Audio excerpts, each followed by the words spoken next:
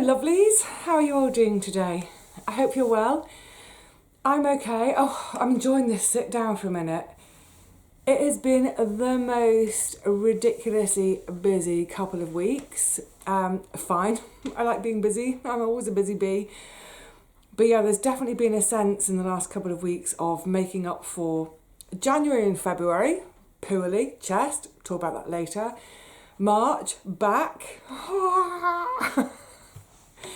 It's all fine, I'm playing catch up. I'm busy, I'm getting there.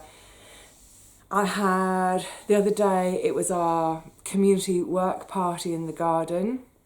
I call it a work party. There wasn't any partying. But oh my goodness, it was the most gorgeous day, really sunny. So back in March, we had a couple of weeks of really sunny, quite hot for March weather, 20 degrees, that is hot for March. I missed it because I was at home, flat on my back. So yesterday, was it yesterday or the day before? Anyway, it was the first time I've really had proper sunshine and heat, never mind warmth, heat in the garden. I think you can see, look, can you see the colour of my skin? I'm working on my farmer's tan.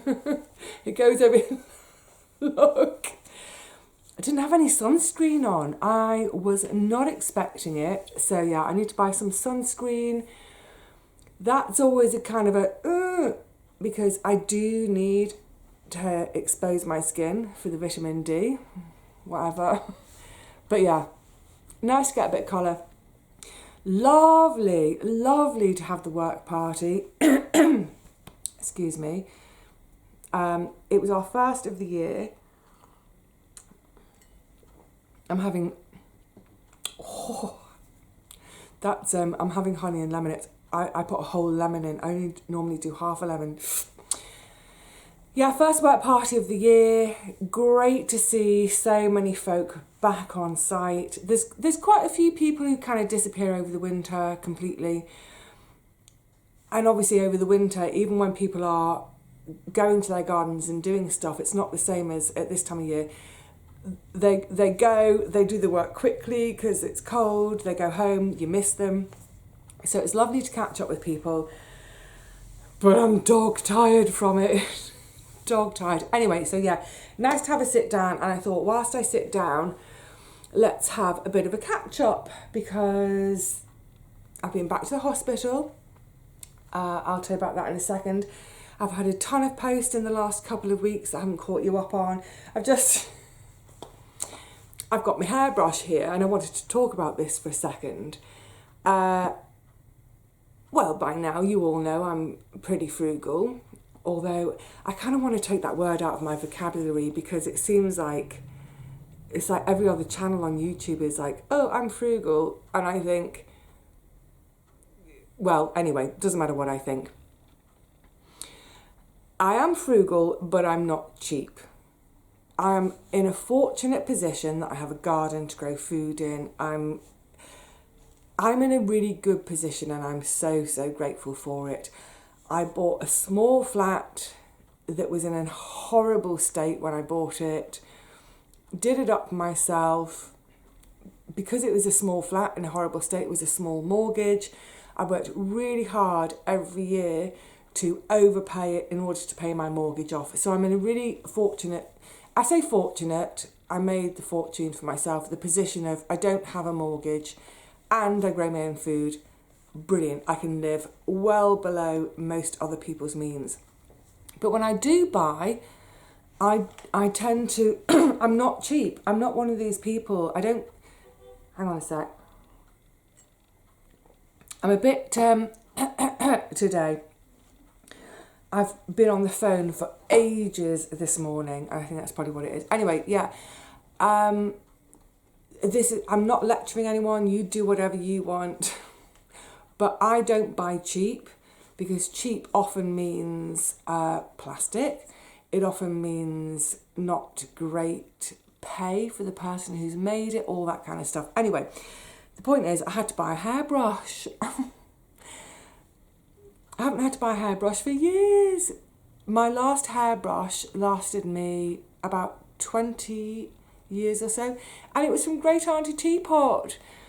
So I was a bit devoed that I had to finally concede it had died, because it was a paddle brush like the one I've got here, but you know they have the kind of like the dome of rubber with the bits sticking up.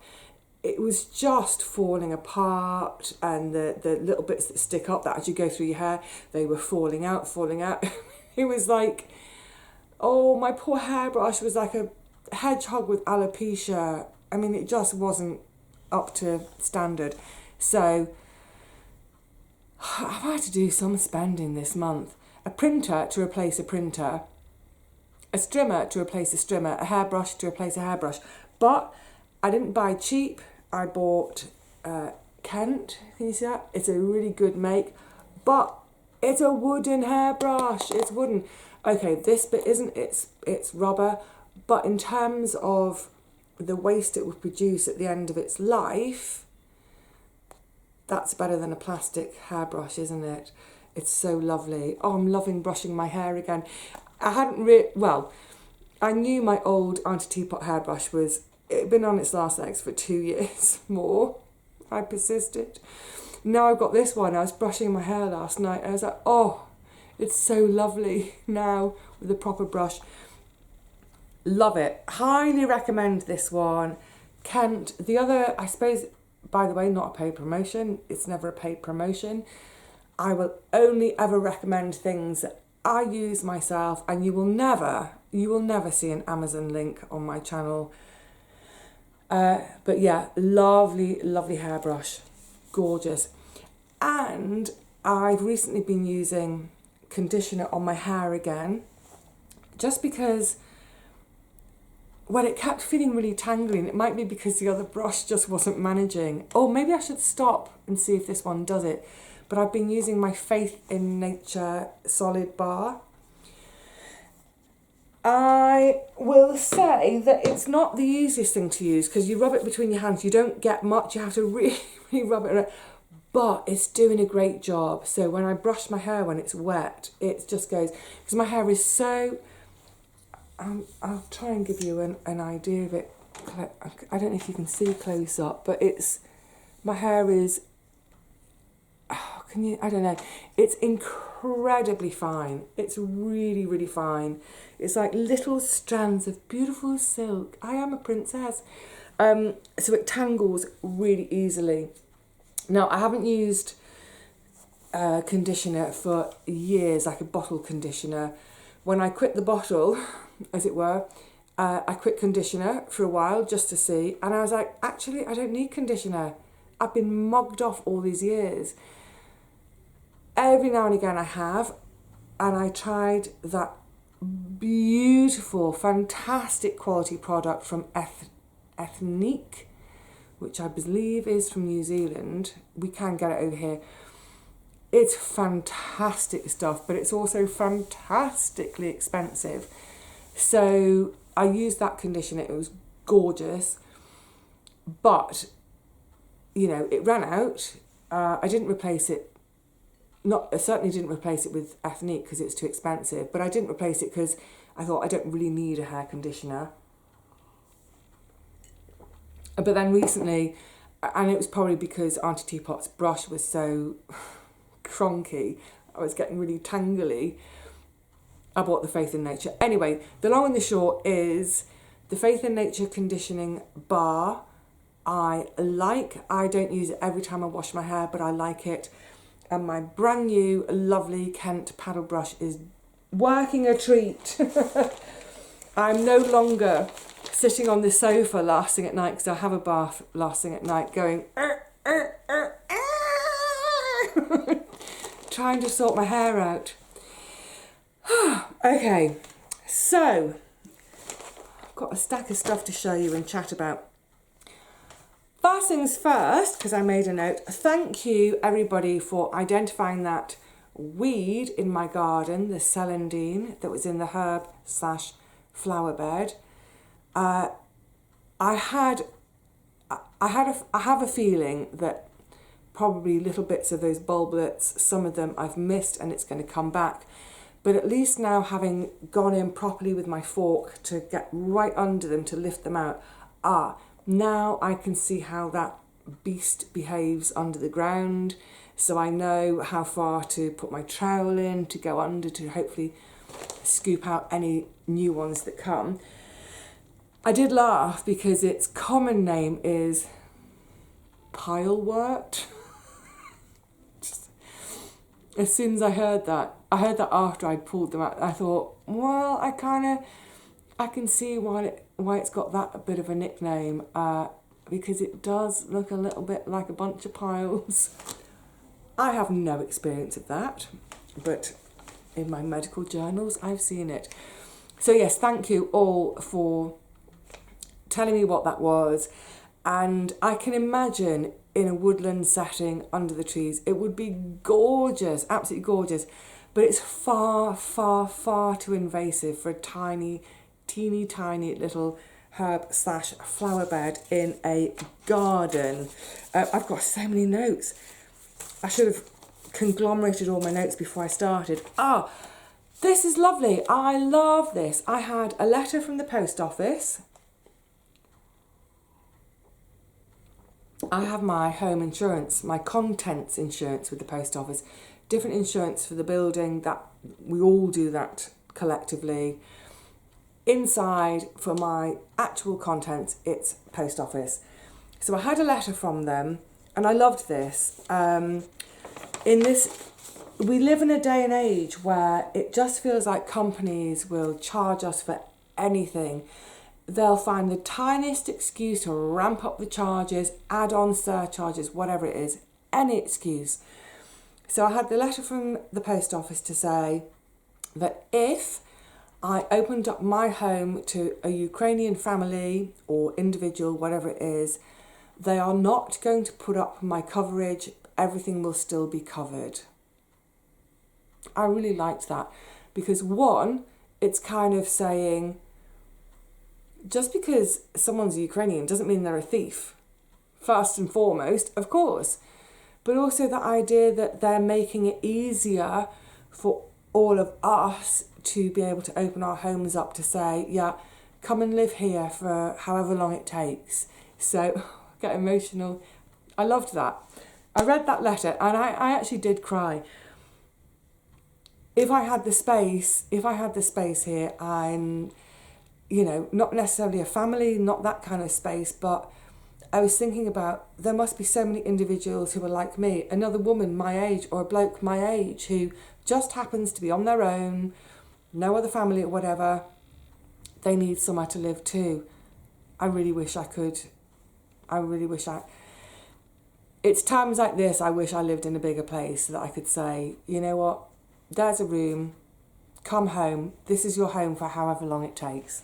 Anyway, yeah, so a big thumbs up to the post office for not increasing their insurance rates or putting any kind of big sub-clauses and things in it if we want to host a family. Hospital results in a minute. We'll come on to that. I should have got more organised before I sat down, shouldn't I? That's hospital. Yeah. Freedom Pass, the bus pass. Yeah, they denied it. In so many words, they basically said, if you can put one foot in front of the other unaided, you don't need a bus pass. I think it's ridiculous. I think it's absolutely ridiculous. And I know that a few people have been in touch to say, fight it. You never get these things first time round. To be honest, I don't have the time, the energy, the mental and emotional. I don't have the energy to fight them. So, you know what? Forget it. I'm not going to dwell on it. Just forget it. And that comes back to that thing. And the other day I was saying is like, just if you don't ask for help, if you do everything yourself and don't ask for help, you're never disappointed. On a much happier note, thank you so much. I've got from Michelle and I've just got to double check it. I know it's A. I don't want to say Audrey. Angela. I knew it was A. You might remember it was an ironing session. I've got another ironing session coming up because of some lovely vintage linens. Probably a month or so ago, I was mentioning that my sister wanted a knitting pattern, and it was a very specific pattern. It had to be a cardigan with raglan sleeves, not satin sleeves. It had to be on a certain needle size. I don't know why it was so specific. It's kind of random of her. And she doesn't know, by the way, that I've done this. She doesn't watch. I don't think she watches. You responded. Thank you. So Angela responded. I think I've got to look at your address. Where's your address? Oh, it must have been on the envelope and I threw the envelope away. Canada. Firstly, look at this pretty little card. I don't know if it will pick up, but that's tatting or lace. Do you know, I always get confused between tatting and lace. Similar, but that's little pieces of, can I get my finger bit up? You see? It's actual little bits of tatting or lace. Isn't that gorgeous? That's so much work. Amazing. Thank you. That's gorgeous. And almost like a bookbinder. I don't know if you can see. Can you see the threads here? That's to stitch in. I won't show the actual contents, but obviously it's brown card. You can't write on brown card. So there's a little white insert for the message, and it's been stitched in as you would if you're a bookbinder. Beautiful. I'm going to talk more about cards and letters in a second, but the time and effort that's gone into that just made my heart go doing. I wish I had, there's probably is some facility to do cartoon stuff, but I'd like to do a cartoon heart going doing, doing, doing, doing. But pattern, I love this. It's so old school. It's so old school. I think it's kind of pretty cool again. Pattern, knitting pattern, cardi, raglan sleeve, collar. Look how proud the chap is with his hand on his hip. I love these kind of vintage patterns. I've got a load of this stuff coming up in my new section in my shop, which no, I haven't done yet. I've photographed tons and tons of items. I just haven't had time to upload, but yeah, love it. I would so wear that. Actually, I think I'd want the cowl collar. That's gorgeous. That reminds me of a cardi that's it's kind of just died on me, that my nan knitted for my granddad from two old jumpers that had fallen apart. So she took them apart, saved what yarn she could, used the two old jumpers to make a new cardi. That might have been the very pattern with the little cowl collar. Lovely. Thank you, Angela. Gorgeous. I don't know what my sister will make of it, but I just like the idea of that it's going to be from you, you know. And on a similar subject, that on that same day it was, I think, I asked about tomatoes in Norway, and you responded, and I passed that information on to Mark, and I saw him briefly the other day, and he's basically taken that advice. I can't remember which ones he'd gone for in the end, but he did use your advice to go and now sort out his growing for the year. What a fantastic community you are. Anyway, this one is from Michelle, and there was a letter with it, which I can't show you because pirate writing, but she had been to, I think, was it your mum's you'd been to? Yeah, it was your mum's. So she's photocopied. That's another one. It's all double Dutch to me. I do not knit. Oh, there's no other picture, but yeah, it's that one. That's nice because it's got pockets in it as well. The other, on this one? Oh yeah, the ladies one had pockets too. So brilliant. Thank you. Thank you, thank you, thank you. I may sit on these for a while until I see my sister in the summer for our Auntie Teapot road trip. Can't wait for that. And the thing is, I'm not sure about this, but when you're a really good knitter, can you adapt patterns? I don't know. So for instance, in sewing, I used to do a lot of dressmaking, and after a while you get proficient, you practice, you get proficient. And I got to the stage where I could adapt patterns, I could change them, and I could make them more what I wanted, I could adapt it. Is that the same in knitting? I'm not sure. Is it stricter? Is knitting strict? So I've also got some lovely little cards to share. This one, oh, so beautiful. You see it glistening, a little wishing well in a garden. It's from Bronwyn. So beautiful. Thank you, thank you, thank you, thank you, lovely. Bronwyn found an old fiver. These aren't in circulation anymore, and she sent it to me. That's so kind. So I will go to the bank and change it for the new one that we can use.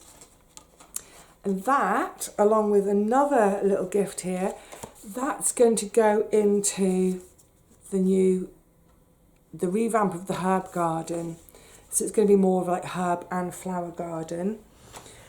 I've started making a list of what plants I'd like in there, but my list is enough planting for maybe a ½ acre. So I've got to narrow it down, but that will go in there. And then I had also this is lovely from Cheryl. Beautiful, isn't that gorgeous? And the envelope, I can't show you the front because it addresses hers as well.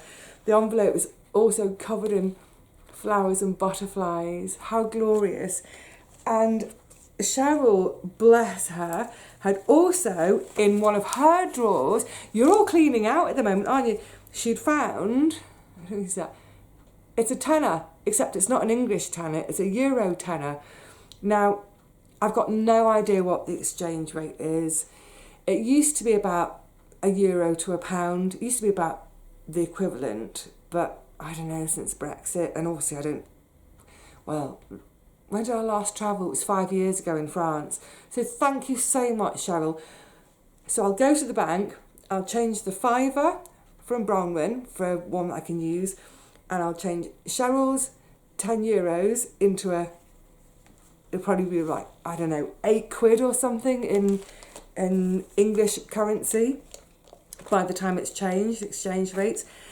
And they're going to go into my purse, tucked away, and I'm hoping, I'll get the list sorted, the herb flower list, and then there are 2 really lovely garden places near me. They're kind of opposite directions. I don't know which one to go to, or if I might go to both in the same day to go and try and find some lovely little plants to buy. Such a treat, buying plants, not seeds. And if I do, and if they'll allow, I'll take my camera with me so you can see a little bit of, what options I've got here. And for anyone not in the UK, you can see what some of our independent garden places look like. Not the big sort of DIY type places. And I also, so there's another 10. Oh my goodness, I'm feeling so flushed. Thank you. Thank you so much. Okay, I'm not going to say what I was going to say about... Anyway, it doesn't matter. Thank you. So also from was it Margaret? Yes, Margaret. Isn't that gorgeous? Those poppies. Also sent me a tenner for treats. I mean, I'm like on a bumper thing this month. Thank you. I sort of want to say I don't deserve it, and I feel like I don't. I give this please to charity. But on the other hand, this is people saying to me, thank you for keeping me company in a rough time, or whatever it is. So I am thankful for your thanks. Thank you. So it's going to be about 23, maybe 22 quid after exchange that I can take. So between the 3 of you, Bronwyn, Cheryl, Margaret, you're going in the herb bed. Thank you. But what I wanted to say about cards, whether it's a note card, a little note card, or a letter on A4 paper, I love having them. I really, really, really love having them. It's one of those things, isn't it, these days where communication tends to be so quick and instant, and that's really useful. But we email or we send a message via Facebook, Messenger, all those kind of things. I have, oh, you can see it in the back, that box, that was my grandparents', it's an old tea caddy chest, but they always kept in it envelopes and stamps. And I do too, except it's not so much envelopes, but it's cards, postcards, little blank cards, greetings cards, that sort of thing. And every now and again, I go in it, I fish a few out, think of friends, not local friends, they get it via text, but friends who are living outside of London. And I just literally scribble a card to say, thinking of you, love you, a little bit of chat about what I'm up to, what are you up to, how are the kids doing, a congratulations for one of my besties, I can't believe we're this old, the lovely Kate I mentioned when I came out of hospital, that gorgeous gift she sort of pamper pack she sent for me along with Natalie, one of our other housemates. Her eldest child, her daughter, has just graduated from Cambridge after 7 years. She's a doctor. I can't believe it. I can't believe one of my besties is old enough to have a daughter who is now a doctor. How did that happen? I remember the day of holding her in my arms when she'd just been born. Anyway, yeah, so it's lovely to just scribble a note for no reason other than say, hello, I love you, I miss you, thinking of you, or whatever it is. And that's how I feel when I get cards. And the first thing I do when I open an envelope and there's a card in it, I just sit and stare at the card for ages. Because they're so beautiful, aren't they? So many beautiful things. So thank you. I also had a gift from Marita, and she did say to me, I'm sending this to you. If it's not right for you, please feel free to pass it on. So I'm in a little bit of a dilemma, I'll be honest with you, because this is, you know, someone's gone to the time and trouble and expense of posting, because this has come from, was this from Canada as well? I think. So because of that, I want to use it, but it's plastic, so I don't know what to do. It's for the tomato garden. Can you guess it's for the tomato garden? Bright red plastic. So the idea with this is that I unfurl it, that's how deep it is, along my tomato row. I plant my tomatoes through it. I then have to make slits every now and again so that rainwater can pass through. And the idea is that it's got two ideas. One is that it stops the blight spores on the ground when it rains from splashing up onto my plants and giving me blight. But also apparently the red colouring of it helps to let the fruits ripen more quickly. So, for example, if blight does come, hopefully you'll have ripened some fruits beforehand. So, and it says, the claim on the, some of you might know this over there, tomato mulch. The claim is up to 26% higher yield. So, there's a little demonstration on the back of it being used. So my dilemma is this. The biggest part of my dilemma is it's a gift, therefore I should use it. But when we put plastic on the ground, our ground feeding birds can't feed. And the insects and the life under the plastic kind of gets trapped. Marisha, I honestly don't know. I don't know what to do.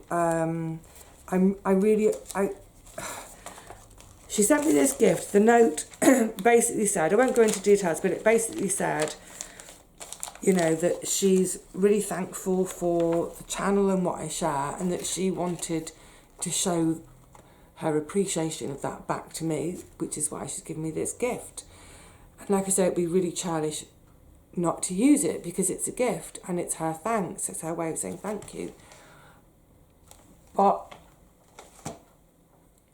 is the ecology of the garden bigger than that? What would you do? I don't know. Anyway, but thank you. So maybe I'll use it on one row. There's enough garden left for the birds and the insects. Maybe that's what I'll do and say, you know, I certainly wouldn't put plastic across the whole garden because that would be devastating for the wildlife. But one row, oh, I'll think about it. I've been in torment about it. Anyway, moving on, how are we doing for time? Oh, wriggle. So I've been back to the hospital about the old chesticles.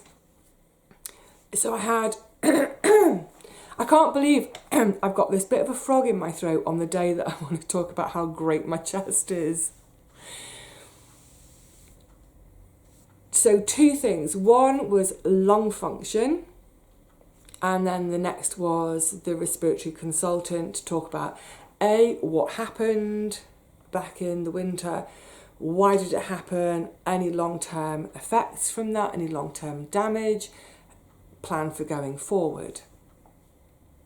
So first of all, I went in for my lung function tests. There's all sorts of tests. One of the tests is a blowing test, and it measures a gas that's coming out of our lungs as we breathe out. You know, much as you would have a breathalyzer for if the police stop you and you've been drink driving, blow.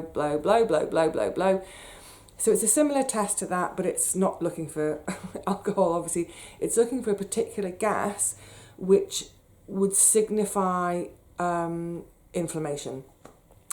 And then the others are to do with lung capacity. How much air can I get in and use, and then it comes out. Others are to do with the sort of elasticity of our lungs, if you like. It's not really elasticity, but we can look at how there are certain sort of disease pathways which they stiffen the lungs, so it makes it harder to breathe and it makes that gas exchange less effective. There are other tests to do with all the breathing muscles, about how well they're working. So we think of our diaphragm and all our intercostal muscles. You know, are those muscles working well? We contract our intercostals and it swings our rib cage wide, which creates a vacuum essentially, and that vacuum sucks in air and into our lungs brilliantly, and then they slowly compress the lungs again to push the now used air out. All of these tests. So that was my first hour appointment. And with all these kind of tests for lung function, they take into account my age, because like anything in life, function deteriorates the older we get. I know, who knew? I hate that. So age is taken into account, gender is taken into account, because women are generally smaller than men, so our capacity is a bit smaller, but also height, because obviously as a tall lass, I've got a longer thoracic cavity where my lungs are housed. Actually, it's a weird one because my height is mostly in my legs, so my trunk, my thoracic cavity is slightly longer than average, but it's not as long as my height suggests. Anyway, those parameters are all taken into consideration, and knowing those parameters, there are expected results, and those expected results are measured out of 100%. So for my age, gender and my height, this is 100% of what they expect. Less than 70%, we're looking at some kind of, there's a problem. And that might indicate something like COPD, emphysema, asthma. You know, it's pretty bad. Less than 70% is pretty bad, and we'll need some sort of support, ongoing, medical intervention and support. So we would expect most people to be somewhere around 90%. You might dip down to about 85%, you might pop up to 95%. That's the expected range for someone of my age, my gender, my height. So I laughed when I got my score. So I did all my tests. I didn't get told anything about the test results until I then went in to see the respiratory consultant. Now, as we sort of got into our chat, because there's so much of this is to do with immunology, I said to her, you know, I'm an ex-immunology nurse. I was at Great Ormond Street. That's my speciality. Immunology, infectious diseases, bone marrow transplant, da da da. One of the reasons I always let people know that is because I want them to talk to me properly. I want them to talk to me in medical science terms, because then I can unpick it. It gets to a deeper level of conversation, which that's what I want, because my analytical brain wants it. Anyway, so I went in to see the consultant. We start chatting, and then she starts to tell me about my results. And she said, okay, do you want your results? And I was like, yeah. Because when I've been doing all my tests, the woman who did them was brilliant. And I've actually told the department how fantastic she was. I don't know whether is she a nurse or technician? I don't know what her title is. But I came out and I said, she is fantastic. So I kept having to repeat the tests. And she said, oh, let's just do that one again. And I was thinking, oh, I'm flunking my tests. Anyway, the reason she was asking me to do them again and again was because I scored 110%. Yeah! I'm so competitive with myself. I don't care about anyone else. I scored 110%. My lung function, and at one point we were talking about, she said, you know, are you sporty? Are you running? All this kind of stuff. My lung function is fantastic. It's way better. It's 10% better than the best you expect for a woman of my age and my build. Talking about it with her, we did talk about the fact that, you know, my background in acting, that's all about breath work. As an actor, my tool was my breath. But also years of yogic breathing, doing yoga. And even though I don't do yoga anymore, I still practice yogic breathing. And suddenly I'm out of breath, I'm getting excited.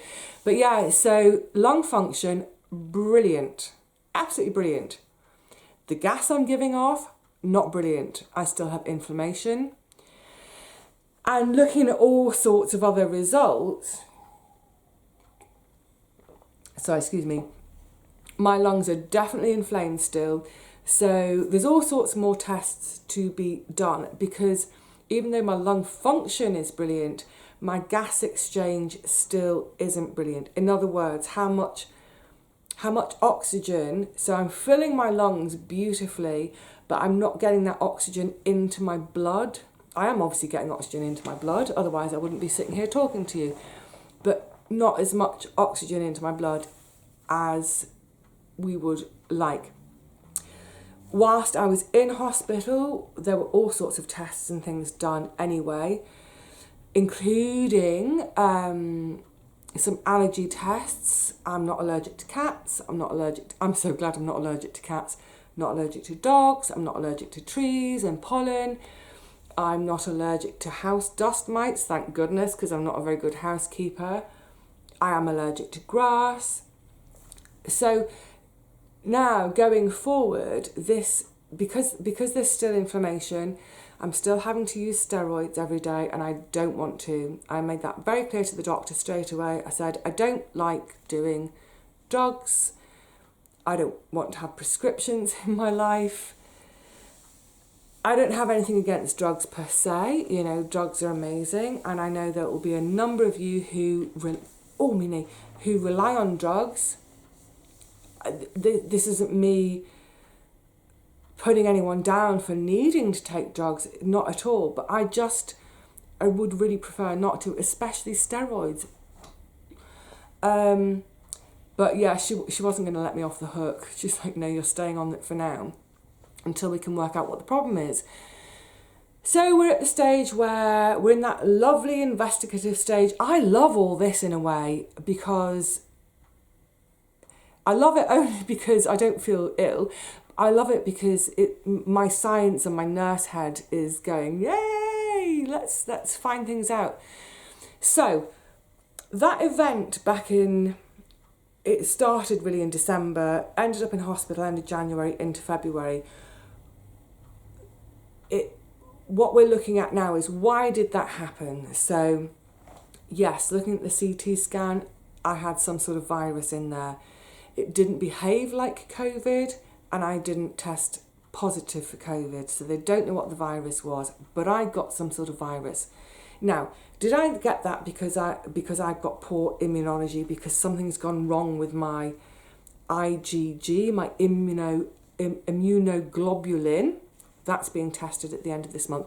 I don't want to go into too much detail because it might bamboozle. I know a few folk have said, oh, I have autoimmune problems too. This isn't necessarily an autoimmune problem. This is an immune problem. Anyway, did all of that happen because I've got an immune problem? And is that all triggered by my inability, it seems, to make vitamin D? So that's one area to look at. If we can look after that, do I have a problem with my immunoglobulin? Do I need immunoglobulin replacement? Is that my way forward so that I never get that kind of compromised chest again? Maybe. Did I just happen to randomly pick up a really horrible virus that has now had this cascading event, which has left me with irritated, inflamed lungs? Is it purely as a result of that virus, or over time will that inflammation go down? We don't know yet. Is it adult onset asthma?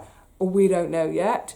So there's still quite a lot of exploring to do, lots of testing to do. So I'm back at the end of this month. I'll be having bloods of my immunoglobulin, my IgG, all the allergy testing. That was also immunoglobulin, but that was my IgE. I know that there's some of you out there who are nurses who are going, oh yeah, right, correct. You know, the thing about the IgG testing, this is kind of infuriating. A month or so ago, I finally managed to get back through to my GP to say, we need to do X, Y, and Z bloods. So the hospital have been following up brilliantly, but there are a few things I've had to follow up myself. So I called the GP and I said, repeat bloods, check on the vitamin D. I finished off I had an 8-week loading dose, now I'm on maintenance. We need to check how that's going. We need to do my IgG. And the GP said, that's not indicated, we don't need to do that. And was really sniffy with me. And I said, we do need to do it. The hospital want it to be done. And he's like, it's not in your discharge paper. The doctor at the hospital had talked about that with me. And I said, yeah, I agree, I need my IgG doing. Anyway, the GP really reluctantly agreed to do my IgG. Now, back to when I saw the respiratory consultant and we were going through everything, she said, oh, we haven't done your IgG. Oh, we need to do your IgG. And I said, oh yeah, I've got it booked for the end of the month. And she said, oh, is that for your GP? And I said, yeah. She went, oh, brilliant. She said, most GPs aren't on it. Sorry, I'm not having to go at GPs, but she said, oh yeah, most GPs aren't on it. She said, I'm really glad yours is on it. And I told her, honestly, I said, I'm the one who pushed for it. It's kind of worrying though with that, isn't it? Because I've got the knowledge to push for that. Someone else might not. Anyway, it's all happening. It's all happening. So the main thing is, obviously I'm taking my vitamin D, I'm taking my K as well with it. That's all to do with calcium not being in the blood but being in the bones. The IgG will be done. You know, there's probably nothing to worry about there. And maybe all of this was just a random infection, which it was just the right infection at the right time, or the wrong at the wrong, but to really scupper me, and that in terms of the long term, hopefully I can come off the steroids. We talked about it. I did talk about it with the consultant. I said, I really want to stop this. And she said, no, you're not stopping it just yet. We had a really good conversation. And so we've worked out a plan for looking at probably in the next 6 months that we both agreed on. She compromised on a couple of things that I was sticking my heels in about, and I've compromised on a couple of things that she thinks I need to continue. She was brilliant. She's absolutely brilliant. I really appreciate a doctor or consultant who speaks to me properly, and it's a proper conversation. You know, I had questions. Occasionally I was interrupting her and saying, oh, because I just think of a question, and she would say, no, actually that's a really good question, and we'd talk about it. So I feel like in terms of the care I'm getting from the hospital, I feel like I'm in really good hands. I've literally just yesterday or the day before had post, I don't know when, it's bank holiday weekend, and I've got another CT scan booked in because they want to make sure. The thing is, x-rays don't really show, so it is another CT to make sure the last remnants of that virus have gone. But I feel good. I feel, you know, in terms of my chest, I feel great, especially with 110%. Come on, I feel good. My backs and knees are another matter, but I won't go on about those. That's the knees are forever. The back hopefully will you know, get better. But I think in terms of general my overall health, I don't have concerns. It looks like I'm probably going to have to be on vitamin D forever. Okay, fine. It's just a little supplement tablet in the morning. Do that, that's fine. Otherwise, yeah, I feel strong. I feel my energy is coming back. I'm still not quite 100% Vivi energy, but that might be also because my back has, it's done me up like a cuppa. It's so annoying. And I think pain does kind of claw at your energy. But I think once my back feels better, I'm going to be bionic woman again. Or as bionic as I can be. So yeah, it's all good. I feel, I feel good. I feel optimistic. Whatever happens, however things turn out, I'll deal with it. And if I really, really, really don't want to be on the drugs for the rest of my life, but if I have to be, so be it. You know, it's just another little thing to add into life, isn't it? Right, I think I've been yakking on for long enough. This is freezing cold now. It's really sharp. It's really sharp. So I'm going to say cheerio to you all. What's coming? I need to do this afternoon. I might even do this afternoon and turn the camera on again if I've got the energy, because someone, was it Linda? Linda, was it you? Asked me about making a video about online selling. So I thought I'm not going to do a guide to as such. I don't know how good I'd be as a guide, but I think it is something I'll talk about, and I can maybe talk about it whilst I'm ironing. We'll kill two birds with one stone, or feed two birds with one scone. Yeah, that might be next, or the garden. I don't know, something. I'm just going to sit for now and rest my weary limbs from that work party day the other day. So, cheerio for now. I will see you again soon, but in the meantime, please look after yourselves. Look after each other, be kind, and later on this afternoon, evening, tomorrow morning, whenever it is, when you're out, smile at a stranger. That's one of my favourite things to do. Go and smile at someone. Bye for now.